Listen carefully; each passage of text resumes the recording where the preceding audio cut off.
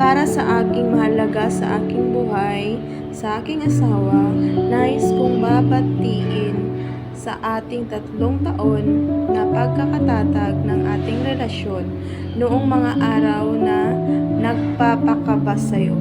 Dahil ito ang sinabi ko, Love, may mahalaga akong sasabihin sa'yo. Pero sa totoo lang, gusto kong mapag-isa.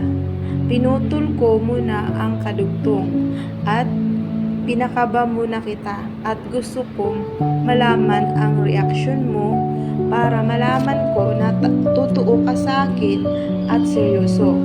Gusto kong makita ang reaksyon at sagot mo. Pero noong natuklasan ko na parang umiiyak ang puso ko't sumisigaw. Ay, joke. Pati ang isip ko'y humihiyaw. Joke lang. At saka, dinugtong ang salitang, gusto kong mapag-isa dyan sa puso mo. Hindi wow.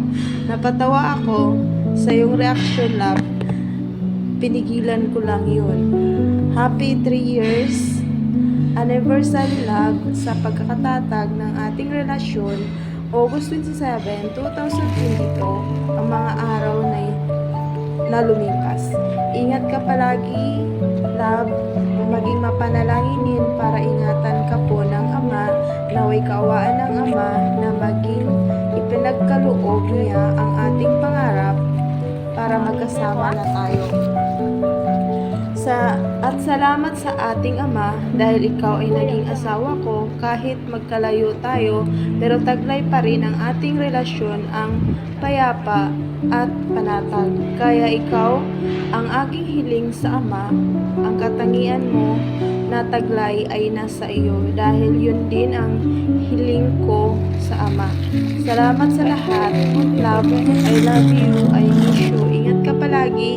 Happy 3rd anniversary po sa ating relasyon na 2 po. Salamat, love.